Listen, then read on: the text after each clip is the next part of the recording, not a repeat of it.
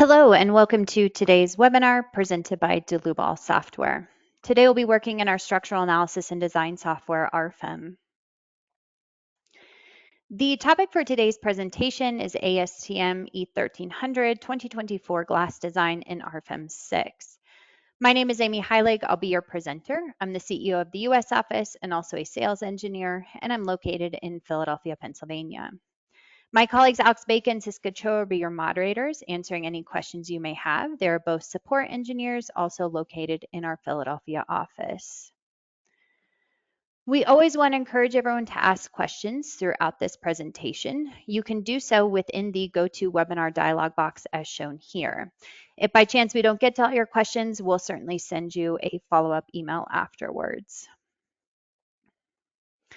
So regarding the content over the next hour today, I do want to begin with a brief introduction to the glass design add-on available within our program RFEM 6.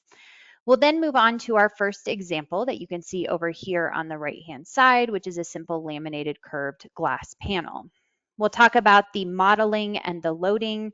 We'll run a quick analysis and we'll carry out the design according to the ASTM standard. For our second example, we'll move on to a facade wall. For this one, we do want to integrate the aluminum member design along with the glass panel design, also according to the ADM standards and ASTM. So let's turn now to a quick introduction to the glass design add-on. This particular add-on is seamlessly integrated within our FEA program RFEM 6. So RFEM provides the analysis of our structure, including the modeling and the loading, but when we want to carry out the design of these glass surfaces, we do need this particular add-on. This add-on also allows us to define monolithic or laminated thickness types, just as a fact that we are working on the insulated glass design as well. We'll cover this more towards the end of our presentation today. Now, within the RFEM 6 program, we do have access to our material library for glass materials and foils, but you can also create your own user-defined materials as well. We have the ability to specify the shear coupling behavior between the laminated glass layers as fully uncoupled or release, or fully coupled or rigid. We do utilize what we call the laminate theory to calculate the panel stiffness. So we consider all of the various layers within a laminated glass panel. We apply the laminate theory to come up with the stiffness matrix for the overall surface. So we'll see this in our example today. We can apply line, nodal, or surface support types to these glass panels. And when we carry out the analysis, we have the ability to drill in a little bit further into each individual layer to view information such as the tensile stresses. And finally, we have the ability now to apply the ASTM E1300, the latest 2024 design check. So in our previous version, RFEM 5, we carried out a general stress design for glass. We did not have the ASTM, so this is something new that's now available within RFEM 6. So we'll turn now to specifically the ASTM E1300 and how this is integrated within the program. So the first thing to note is that we can generate the load combinations automatically according to the ASCE 7, but it is required that when we enable this glass design add-on that we choose the ASCE 7 glass load combination generator. And the reason why this varies from the standard ASCE 7 is that for our various load cases, we now have enabled the load duration factor. So this is needed to carry out the strength design of our glass panels. Now, the IBC is also a little bit more clear about serviceability limits for glass or members that are supporting glass panels. So we are going to generate the load combinations for this type according to the IBC and section 1604.3 for our serviceability or deflection checks. And again, this will make more sense as we move through our examples today. So from the ASTM, we are going to calculate the max allowable tensile stress for each surface. And for this, we refer to table X6.1 and X6.2. Now, this is dependent on the glass type, the load duration that we talked about up here within the load combinations, and the probability of breakage. Now, I would recommend that you reference the ASTM in this particular section because there are some assumptions here that are made, such as a uniformly loaded glass plate, or there are some limitations with thickness and size in order to calculate these max allowable stresses. So if you don't fit into these particular criteria or recommendations, then you would want to use your engineering judgment if perhaps maybe a general stress design, which is code independent, would be better within the program. There is also an additional check for the max edge stress, and for this we refer to table X7.1. Now, this edge stress check is only carried out for load combinations that include a 3-second load duration, and also the probability of breakage must be less than 0.008. So in the program, we'll see how we specify for these laminate glass types the edge finishing, including clean cut, seamed, or polished, because that does play an influence here within this table on the total max edge stress that is allowed from the standard. Now, it should also be noted that if we do refer to this table, we do not have edge stress checks available for heat strengthened or tempered glass with clean cut edges. Okay, so we will turn now to RFEM for our first example. So when we do launch the main program, RFEM 6, we will go ahead and give it a model name within the base data dialog box. The second tab that is shown here are all of the various add-ons that we have available. So more or less, you can create your own software package that's specific for your design needs. For this first example, we will take advantage of the glass design add-on. So under the third tab, this is where we can set our standards. The first one is the drop down to generate the load combinations automatically. And as mentioned in the PowerPoint, we do need to select the ASCE7 glass option here. The glass design dropdown, we now have the ASTM E1300, the latest 2024 standard. You'll also notice that you can choose a code independent stress design as well if you prefer. So once this information is input, we can click OK when we're brought here into the main program. So we have our graphical interface to work with here at the center window. We have our quick tools up at the top. Our navigator on the left will include our input data as well as our results, or we can work with the table options down here at the bottom.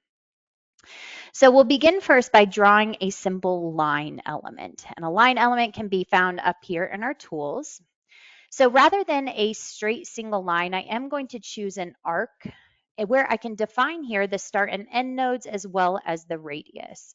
So I'll snap here to the origin point. My second point is going to be 5 feet away in the Y direction. And then I want to either graphically select here what the radius is, or in this case, I'm going to reverse the orientation and to directly type in the radius into my dialog box. I hit enter and that line element is complete. So I right click on my mouse and I'm going to select this line element. We have the ability here to right click to extrude this line into a 2D surface. And I'm going to create my surface panel here that will be 8 feet in the vertical Z direction. I hit apply, I'll right click to exit out, and we have our surface shown here. Now it's currently displayed as red because we do not have a thickness or a material assigned to it. So we'll double click on this surface and we can assign here a new thickness type. We create the new thickness type within our dialog box, and under the drop-down is the option for glass composition. So if I did not enable the glass design add-on, I would not have this available option. Under the second tab, this is where we can begin to create these layers for our laminated glass. And we'll begin under this first row for the material, defining here a new material, which we can select directly from our library. Over on the left, we have our material type dropdown that we can select glass, and we can further select the ASTM standard. So we have 3 different glass types available here, including a fully tempered glass material. I can click OK, and that information is brought into here. Now, if your glass material that you're using is not found in our library, what I would suggest is to choose one of the options as a template. And then we can always come down here to select user defined, and then we have the ability to modify the material properties directly. We can rename this material, but for today's example, I'll go ahead and use the material available to me within the library. The thickness type is going to be 0.25 inches for this first layer.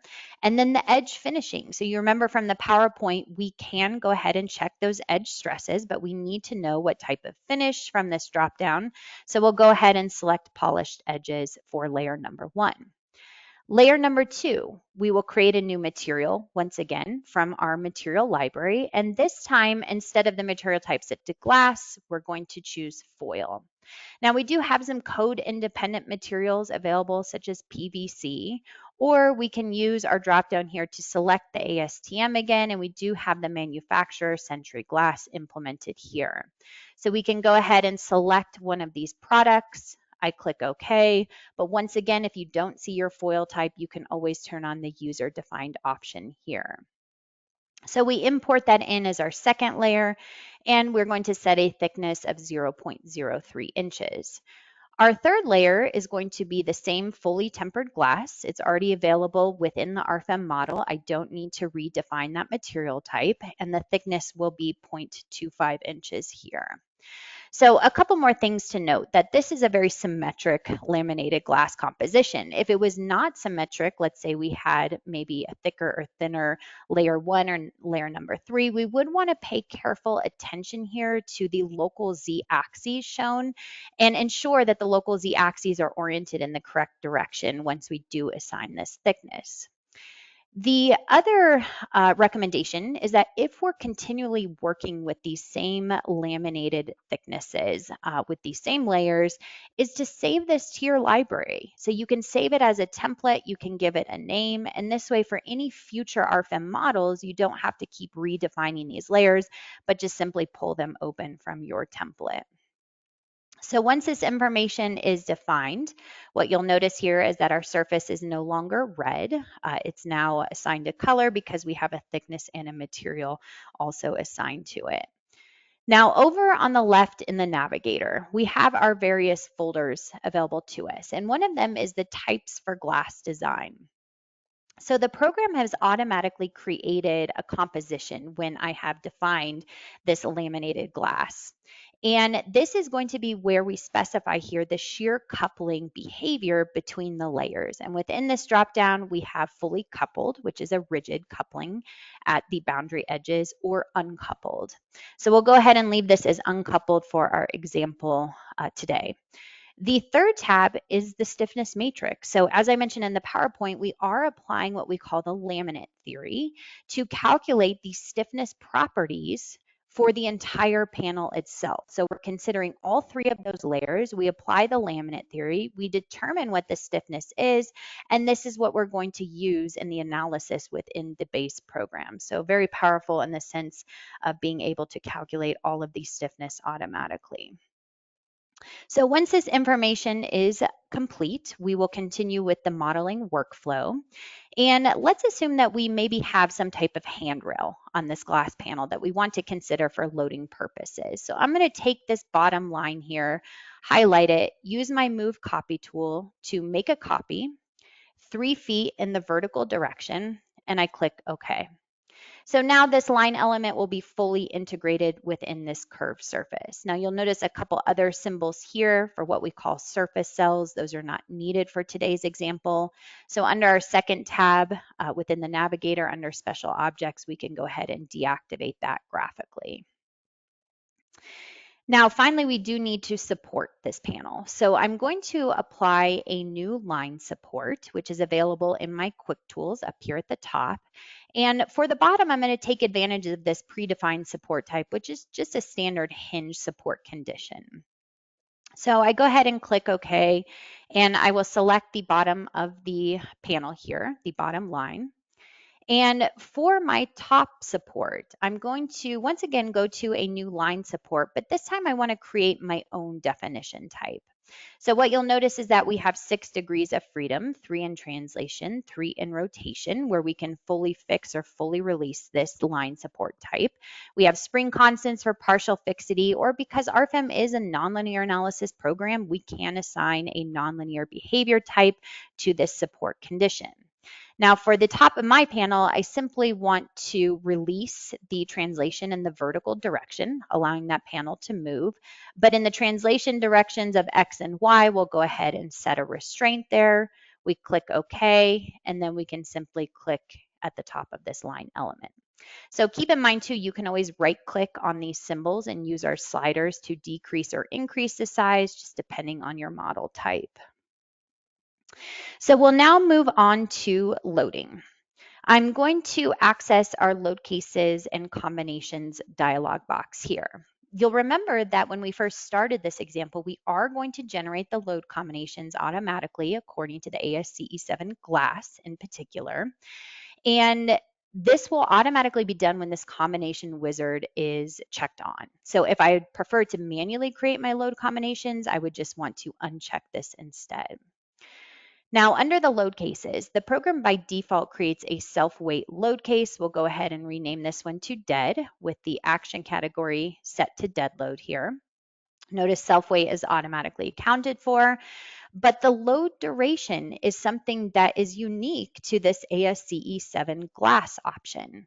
So we made some assumptions here based on the various actions of what the load duration should be, but if you'd like to make changes to this, you can use this drop down for each load case. So we'll create a second load case here. This one is going to be live load with the action category of live. Notice the load duration is automatically updated.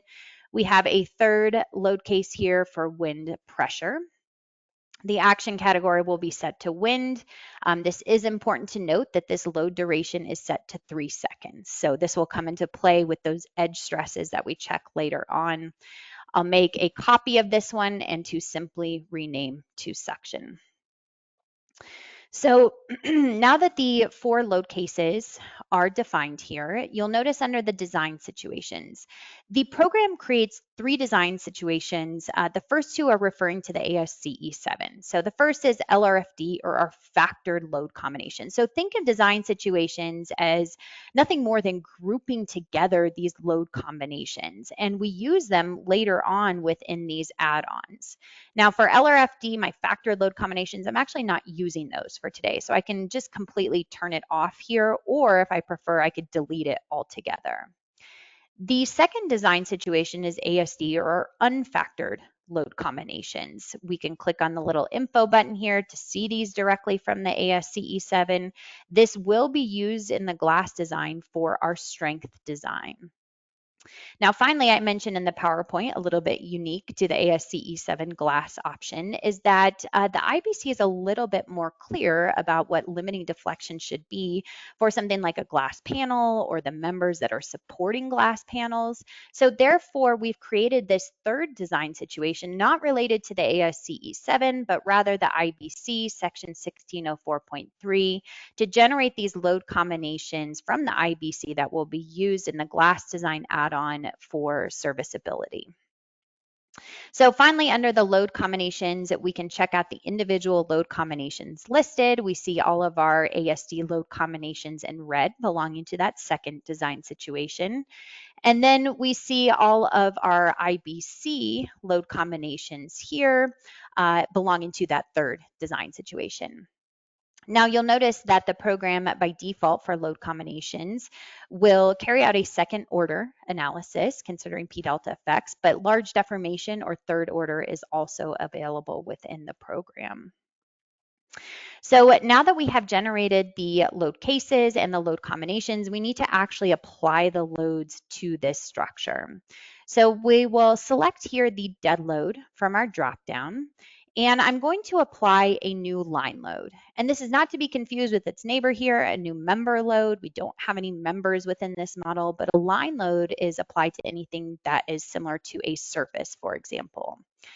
So the load direction is going to be in the vertical Z.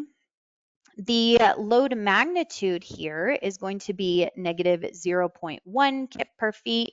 And then I'm going to graphically select this top line here to apply this line load, and I click OK.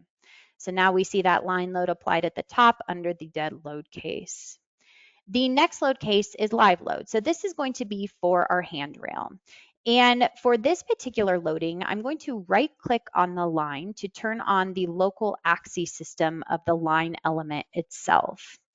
And this way I can go back to a new line load, but rather than applying the line based on the global XYZ coordinates, we're going to modify this to apply it to the local lowercase XYZ of the line element itself, and in particular in the local Y direction. So we select that here from our dropdown, and our magnitude is going to be negative 0.07 kip per feet. Line number 5 is already selected here. I click OK, and now we can see that live load applied to the handrail location. So we'll go ahead and turn off the local axis system of our line, and we'll move finally on to our wind loading. So for this one, I'm going to right click to turn on the local axis system of the surface this time, so we can see that displayed here. And I'm going to apply a new surface load. So we select the surface load dialog box, and again, very similar to the line element, I'm going to modify this to the local XYZ coordinates of the surface itself rather than the global XYZ. The load direction will be in the local lowercase z here, which is already selected. And our magnitude is going to be negative 0.03 kips per square foot. You can see surface number 1 is already assigned. I can click apply and next. So I still remain within this dialog box to continue making changes, but we can see that this load was applied in the background here as a wind pressure normal to the face of the surface. So this way I can toggle down to wind section and just make a quick modification here to my magnitude of 0.015 assigned to surface number 1, and I click OK, and now we have this additional section load shown here. So I have the ability to display these loads together based on the load combination, where the relevant load factor will also be displayed here graphically. So before we move forward with the calculation, a couple more things to take a look at. The first is going to be our mesh settings. So let me right click here to turn off the local axis system. And under our tool up here at the top, we have the ability to quickly generate the mesh. And by default, the mesh size is going to be 1.5 feet for any new model. And we can see that this is entirely too big for this panel. So within the same dropdown, we can access the mesh settings, and to modify this to a smaller value of 0.25 feet, I click OK and apply. And what you'll notice now is that we have a much smaller mesh generated, which looks much better for the FEA calculation. Okay, the final thing to talk about, and I'll go ahead and turn off the display of my mesh, it still exists, we're just turning it off graphically, is to double click on this surface. So you'll notice we have the design properties shown within this dialog box. This is telling the program that not only are we interested in the analysis within the base program, but we're further going to design it within the glass design add-on. Now, when I turn this off, notice a couple tabs up here disappear. That's just simply telling the program I'm more interested in analysis than design. But of course, we want to carry out the design. So let's take a look at these additional tabs. The design configurations has everything to do with strength and serviceability specific to the ASTM. So looking at the default option definition here for strength design, you'll notice the first input has to do with the design stresses that we want to design for once we are within this add-on. And for this, I'm going to jump back to the PowerPoint to explain this in a bit more detail. I think that when we do carry out an analysis, it can be a bit confusing because there's so many stresses that are available to us within something like an FEA program. But when we are specifically looking at glass design, we typically look at tension stresses. Now, that's not to say that for specialty projects, we don't need to look at additional stresses. So for example, if we're designing a glass staircase, we may be interested in some of the additional stresses that are given to us. But referring now to the tension stresses, there are 4 of them available here. The first 2 have to do with the basic stresses. So these are related to the local axis system of the surface element itself, in particular the X and Y axes. And we have a nice picture shown here in the lower right that comes directly from our online manual, where we show how these normal stresses are related to this local X axis, so sigma X. The formula is also shown here. So it's based on the internal forces from the FEA analysis to determine this particular stress type. There's also normal stress in the Y direction, sigma Y, the relevant formula shown here. But then there are also the principal stresses. So these are related to the extreme values principal axes. So we're going to look at the max and min stresses. We're going to create these new axes, principal axes 1 and 2, and we come up with a different value here for principal stress sigma 1. So this is in the direction of principal axis 1. We see the formula given here. You'll notice that the variables are based on the basic stresses, not only the normal stresses, but also the shear stresses. We also have principal stress sigma 2 with the relevant formula. But by default, which we'll see in just a minute, the main stress that we will always design for is this principal stress sigma 1. But it's up to you as a user if you also want to select these additional tension stresses to design within the add-on as well. So going back to RFEM, as I mentioned, you'll notice this principal stress sigma 1 is automatically selected by default. The probability of breakage. So this is just a drop-down box here that we can select for this particular surface. And then we have the checkbox to consider the max allowable edge stress. Again, this was from the PowerPoint where we refer to section X7 from the ASTM. And it should be noted that this is only available for load combinations that include that 3-second load duration. So for our example today, that was our wind load. So any load combination that has wind in it, we will check the edge stress. For the other load combinations, we will not carry out this design check. You as a user also needs to specify here the distance from the surface border for these edge checks. Now the default here is a 2-inch border. So everywhere around the border lines of this surface in a 2-inch dimension, we will go ahead and carry out these edge stress checks if they fall within this category here. So once this information is defined, let us also take a look at the serviceability. This is just where we select here or input in here the limiting deflection ratio. So for simply supported glass panels, this is set as L over 175. For cantilevers, it's L over 50. These values come from the IBC, but you have the ability to override them here. And finally, the deflection tab. So this is where we can tell the program, is this panel supported at both ends or is it a cantilever? And this information is important because we need to know which limiting deflection ratio to refer back to. The displacement reference can be set either to absolute or to relative, and the default here is the undeformed system, or the absolute is what we'll refer to for this example. And finally, we need to give the reference length. So in our limiting deflection ratio, that L value, what should we refer to for this L length? Is it the maximum boundary line of the surface, the minimum, or can we manually define that here? For our example, we'll choose the maximum boundary line, which is the 8-foot height. Okay, so now that the configurations have been set, we will jump down to the table where we can select here the glass design add-on. And under this first tab, design situation. So remember, we created these design situations automatically, the program did, according to the ASTE E7 and the IBC. We have deactivated the LRFD. We're not using that today. But when I look at my ASD design situation, again, this is grouping together all of those unfactored load combinations. We want to assign this to the strength limit state within our dropdown. The serviceability or the IBC load combinations, we want to apply the serviceability limit state or those deflection checks. The second tab is the objects to design. We currently only have one surface, so we'll go ahead and design only that single surface, of course. So now we can run the calculation. So we either click on the calculation in the table, or we can go up here to calculate all. The program will cycle through all of our load combinations rather quickly and then apply the ASTM design checks, and we are now presented with our design ratio.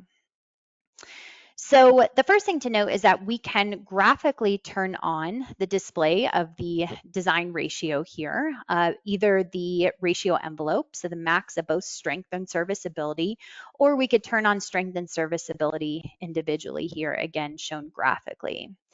In table format, what we see here, if we jump to the design ratios by surface tab, is we have 4 different checks. Now, a couple of these are negligible, so meaning we don't really have any tension stresses, or maybe we don't have any deformations under this particular loading in this particular location. So we can use our filter to only look at our design checks greater than 0, and we're left with 2 simple design checks. The first is going to be the strength, where we are taking a look at that principal stress sigma 1. We see the design ratio shown here in table format. What else you have the ability to do is to expand here the design check details. Now, with the design check details, we can zoom in where we see the max stress from the analysis. You'll see also the allowable, and in this case, the edge stress, and ultimately how we are calculating this design ratio. Now, the edge stress is controlling for this entire panel at this particular location shown here with the red arrow.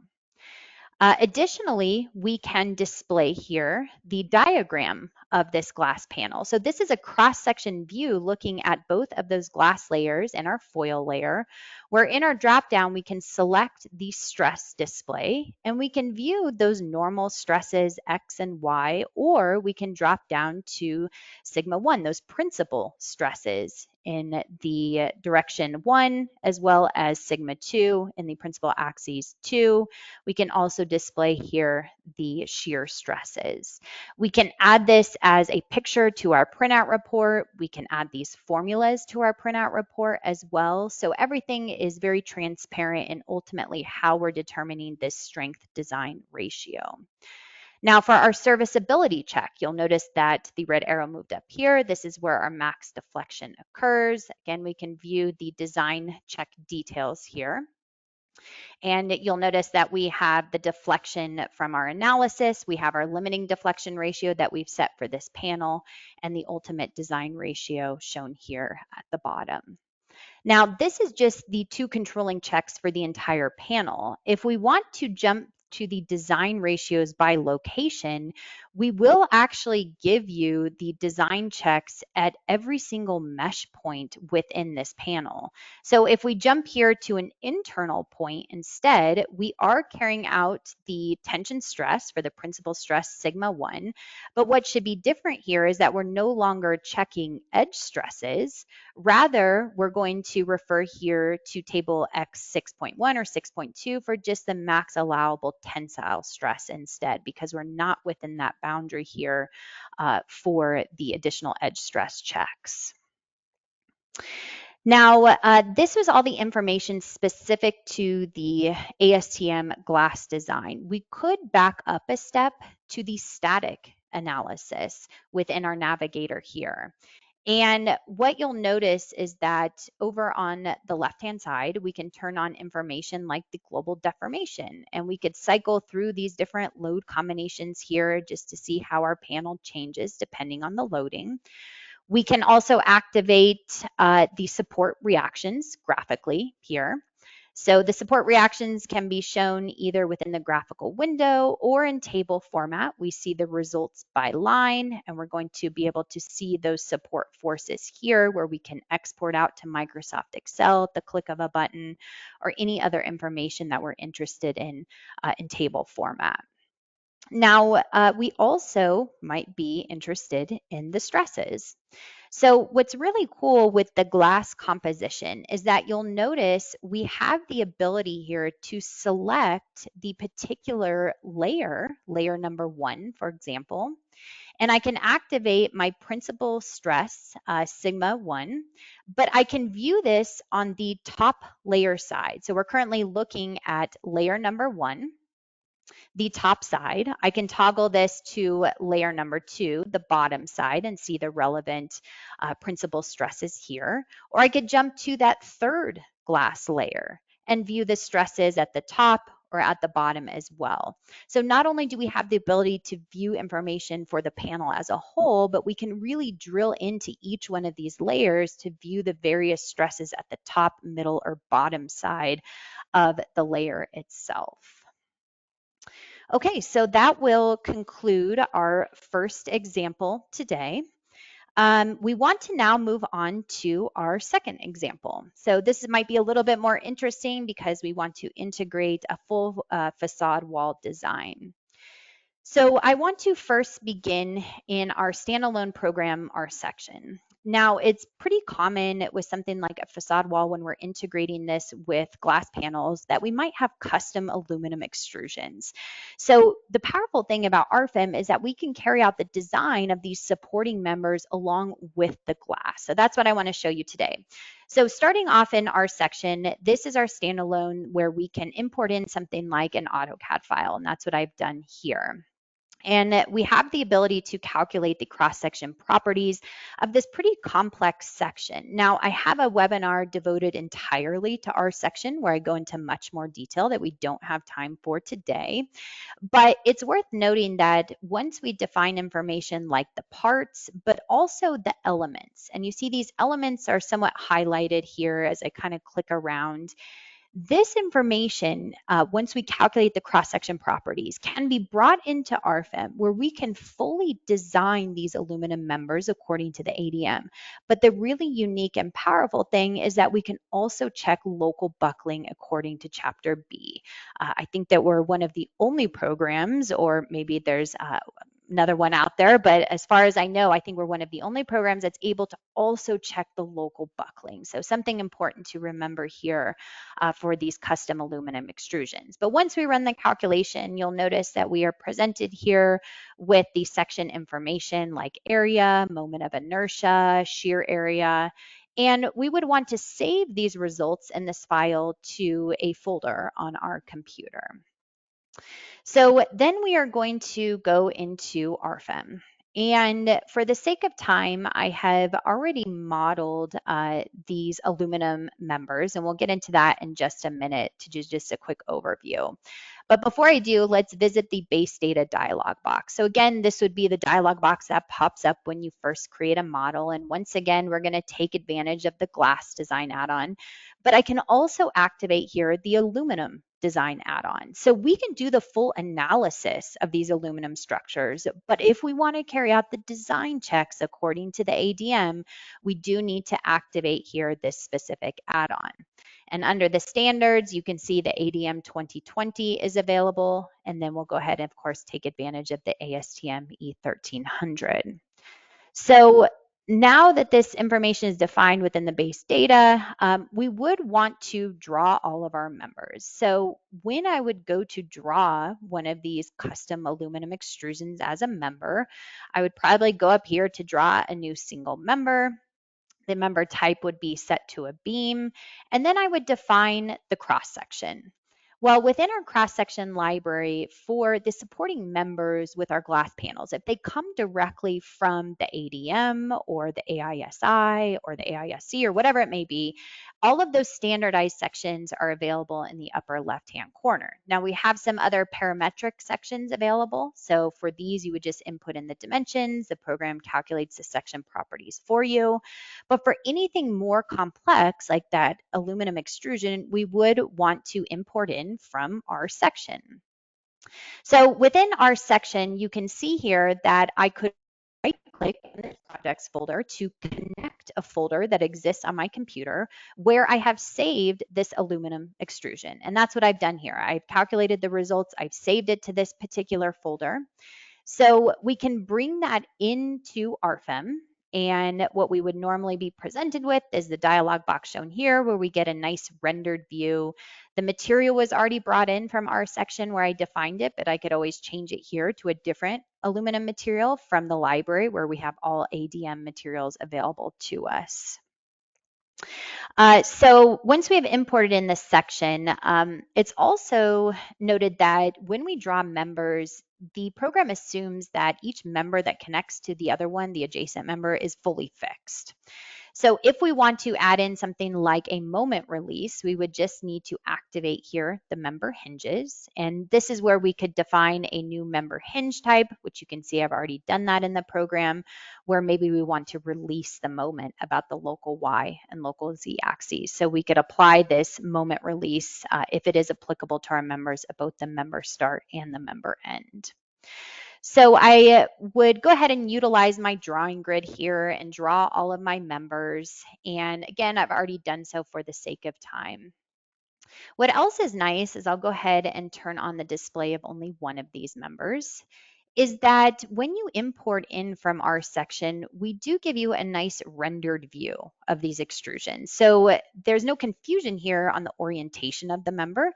There are other competitor programs out there that just kind of bring in a basic shape. Again, it's difficult to tell the orientation, but with our section integration, you can see here that AutoCAD, that DXF file was automatically brought in here for the accurate rendering. Okay, so we'll cancel out of this visibility mode. The other thing to know are just the nodal supports that are applied to our structure. So in our navigator over on the left under types for nodes, you'll see all the nodal support definition types as I click through them, just assigned to various nodes here within our facade wall. You will be able to download this model too later on, usually available by tomorrow. So if you wanted to kind of explore this model in a bit more detail than what we have time for today, again, feel free to download that under the same web page that you registered for this webinar. So now that the members are modeled, we need to also model our glass panel. And for this one, I'm just going to draw a general rectangular surface. And with the surface, so this is not going to be curved, it's just going to be in a single plane. We want to define here a new thickness type, just like with example number 1. We're going to select here the glass composition. And under the layers, so I mentioned taking advantage here of our library options. So defining these compositions, saving them to your library, because now for this example, I'm just going to choose a glass composition that I saved as a template. And you'll notice that all of the materials are brought in, the thicknesses, the edge finishing, all automatic. So I don't have to redefine those layers each time. Okay, so now that the thickness has been assigned here along with the material, what we will do is to snap from the upper left-hand corner to the lower right-hand corner to generate this surface. Now, in the current state, this is one continuous surface, and we certainly don't want that, right? We would rather infill each one of these bays that span in between the aluminum extrusions with a glass panel. So we have a nice modeling feature here where I can right-click on this surface and I can go ahead and divide it by the intersecting lines. And so now what you'll notice is that I have individual glass surfaces here spanning between these aluminum extrusions. Now, going back to my folder here, Again, similar to example number 1, let us take a look at the glass compositions. So what the program does is it actually creates a separate composition for surfaces that share identical geometry. And this will come into play a little bit later on as we develop the insulated glass panel design. But for now, that's just why separate compositions are created here. So some of the compositions might have 2 surfaces, some might have 1, or some might even have 3. For all of these, I can just hold down my Shift key to select all of them. And for all the panels today, I want to change this to a rigid coupling.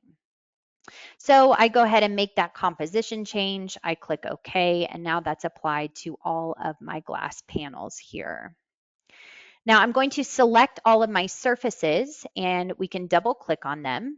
Again, exactly identical to example number 1. We have the strength and serviceability configurations. I'm not going to make any changes here. We're going to leave all of those as default to what we have already covered before. The only modification that I want to make here is I would like my reference length here to be the maximum boundary line for my glass panel for my deflection checks. And that's all that's required here for our glass input. Now, one thing to mention, these glass panels are rigidly connected to these aluminum members. If you have a scenario where maybe we want to account for some type of slip, or maybe we want to release the moment, depending how these glass panels are attaching to these aluminum members, we can always go under the option here, types for lines, and apply what we call a new line hinge. So if I double click on this, you'll notice that we have 3 degrees of translation, and then we also have our rotation. So we have the ability to completely release the moment, for example, of the glass panel to the aluminum member, or if we wanted to account for some type of slip again along the length of this connection, depending on our project type, we could input in here a spring constant.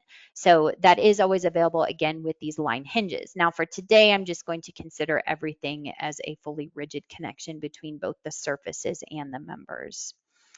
The final thing to talk about before we get into loading is just the aluminum members themselves. So I created here a couple visibilities where I want to look at first all of my members spanning in the global Y direction. So again, these are the members kind of spanning in between the vertical members here. Now for all of them, if we double click, we have the exact same concept for aluminum design as we do the glass design. And that's the benefit here of RFEM, is that these add-ons all have a very similar workflow and feel. So I am interested in carrying out the design according to the ADM. So I have my design property selected. Therefore, I have a couple additional tabs up here at the top that are specific to the ADM design. They do not affect the analysis. And the first one to talk about is effective lengths, or what are the unbraced lengths of these members. And I'll also preface that I did give a previous webinar devoted entirely to ADM member design, which I would refer you to, as we don't have much time to get into it today. But basically, we can turn on here the stability failure modes. And those include flexural buckling in the strong and weak axis direction. Now, this is a more box type section, so perhaps I'm not concerned with torsional buckling or lateral torsional buckling, so I can completely turn those off. But what the program does is we can place these intermediate supports at the member end. So these don't affect the analysis whatsoever. They're just used to automatically define the unbraced lengths. And in this case, it's set to the member start and member end. So the unbraced length is the full member length. But of course, we can make modifications here. So once we have input in the unbraced length, we also have strength and serviceability configurations for our aluminum design. And the strength I'll go ahead and leave as default, but for our serviceability, because these members are supporting these glass panels, they're probably a little bit, we need to have smaller limiting deflection ratios set here. So if we refer to something like the IBC, maybe we reduce the limiting deflection ratio for simply supported members to L/175 as well. So once this information is input for our transverse members, we also have our vertical members. And in this case, these were modeled as separate segments. So it's entirely possible, though, to design these as one continuous member. And how we do this is we can right click here under the member to create what we call member sets. Now, it's also possible to keep this as one continuous member. You don't have to break it apart. So both options are possible. But once we define those member sets, it's just grouping together these individual segments here for the member design. Again, so we can design it from top to bottom as one continuous member. But with member sets, it's the same workflow that we just saw with our members, where we would want to input in an effective length. And you can see for this one, a little bit more complicated because we have these various supports in the strong and weak axis direction framing into this member. But again, these are all used for the effective length in the strong and weak axis flexural buckling checks. Design configurations, we have already set these, so they're going to share the same configuration settings. And then the design support. So same thing for deflection. These members are supported sometimes in the weak axis, sometimes in the strong axis, just depending on the different members and support types in the global model. So we can also define here what we call design supports to be taken into consideration for those serviceability checks. Okay, so once we have input in this information specific to the ADM and our aluminum members, let's take a look here at the loading. And again, really identical workflow to example number 1. So we don't need to get into the same load combination generation, but I've created 5 different load cases here. The first 3 are going to be a dead load. And if I display the loads that have already been applied to this structure, you'll notice that if this is some type of facade, maybe we have some additional elements framing into it, and we have this downward load applied to each one of these transverse members. So this is just a simple member load where I applied it as 2 concentrated loads at 10% and then at 90% of the member length. The second dead load case is a really cool feature that we offer in RFEM. So under the load wizards, we have the option here to generate member loads from a free line load. And within this dialog box, we can specify here the load magnitude, the direction, which is in the global x-axis, and then the start node and end node. So that's what I went ahead and did here. I just defined this basic line load across the face of my facade wall, but I can right click here to display separately. And what the program does is it considers the tributary area of this line load and applies that automatically as point loads to each one of the relevant members in this vertical direction. So I use this for both load case number 2 and load case number 3. I just reversed the orientation here and adjusted the magnitude. Now we could always right click to display separately again if we'd like to see it as a continuous line load instead. For our wind pressure, we didn't previously have the surfaces modeled for our glass, so we need to quickly apply a new surface load here. And the load direction is going to be in the global X direction. The wind pressure here is going to be negative 0.015 under load case number 4, and we can select all of our surfaces, numbers 2 through 31. I click apply and next. We see that load applied here in the background. I'm going to change the load case to load case number 5 and just to simply adjust the magnitude here to 0.007 for my wind section. Again, selecting all of my surfaces. I click OK, and now we see that additional load applied here. And if we drop down to our load combinations, we can see all of these loads applied together on the structure. So the final thing to do before running our calculation is we want to jump down once again to the glass design add-on. And remember, we have these same design situations that we had in example number 1 with our ASD load combinations. We'll carry out the strength. Our IBC, we carry out the serviceability, and we're going to design all surfaces in the model. But we also have the aluminum design add-on as well. And you'll notice it's identical input here, that for our unfactored ASD load combinations, we will carry out the strength limit state design for ASD. Now, alternatively, if we were carrying out LRFD, we would probably want to enable this LRFD design situation here for that limit state type.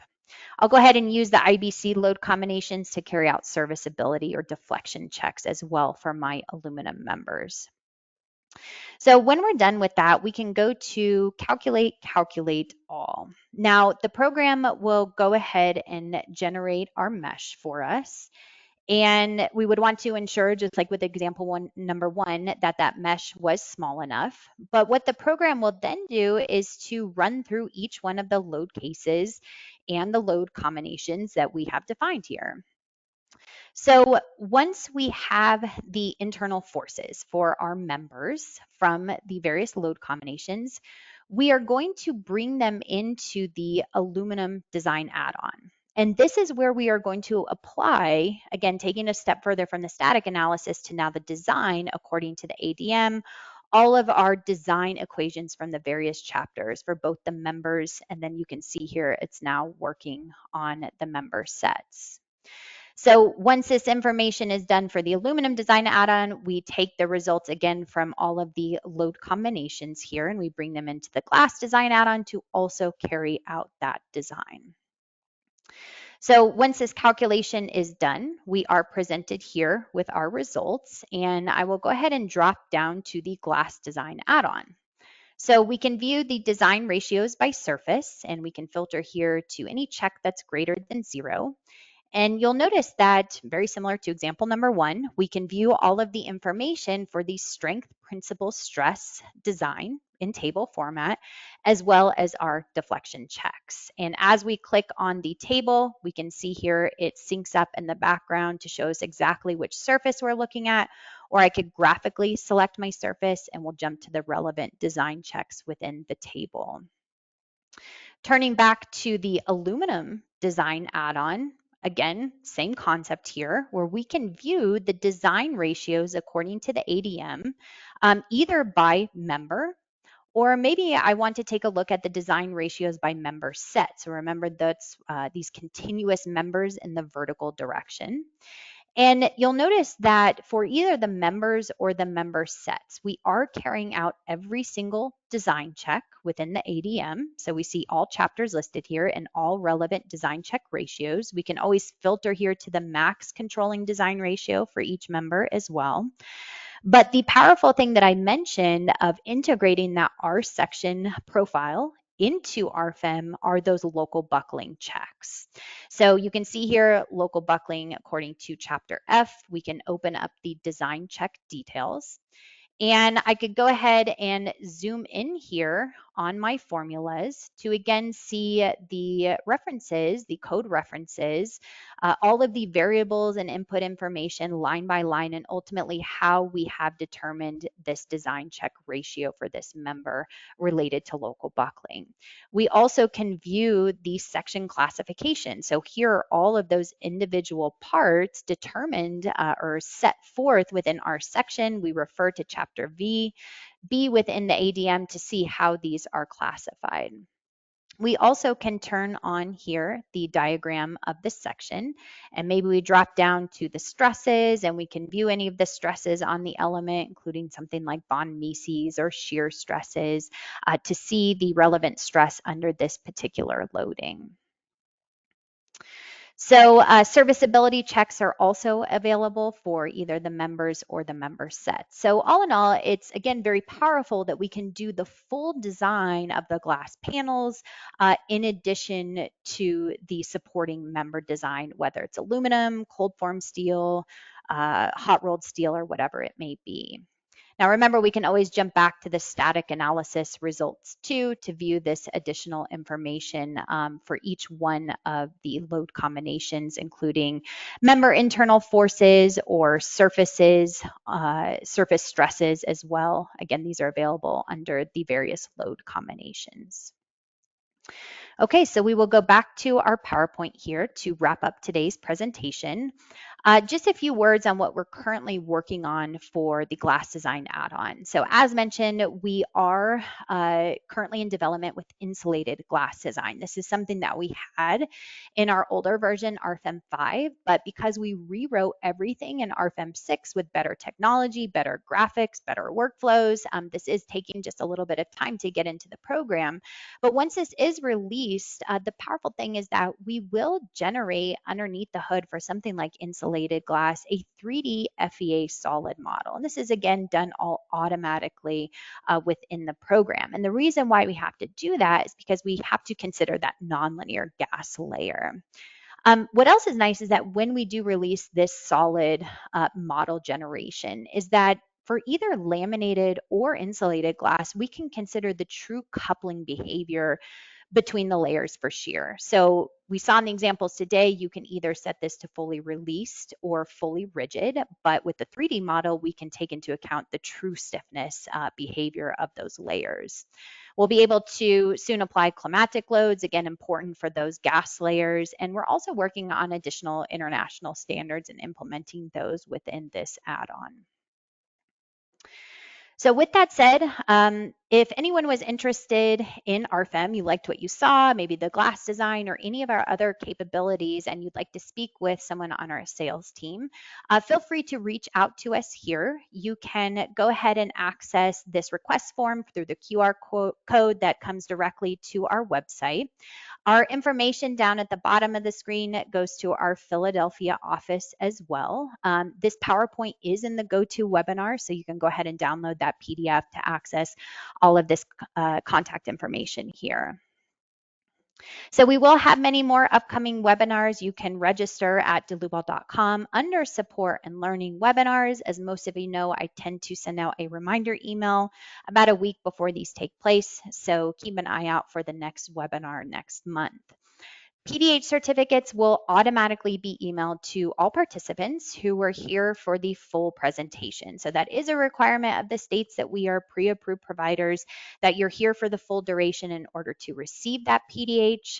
If you watched with a colleague or in a conference type setting and you yourself did not register for this webinar, but you were here for the full duration, go ahead and request that PDH to the email address shown here, info-us@delubal.com. Again, if you yourself did not register and you are wanting PDH, let us know who you watched it with and we'll be happy to issue that PDH certificate as well. Just one more note about this, the PDH certificates are not instantaneously generated after the presentation ends. This usually takes us about a day or so before we will email those out. And with that said, I do want to thank everyone for attending today. There will be a short survey that pops up when you close out of the GoToWebinar. It would be great. It could help us out just filling out your feedback from today's presentation and help us improve in our webinars in the future. And with that said, thank you again, and I hope to see you at the next presentation. Thank you.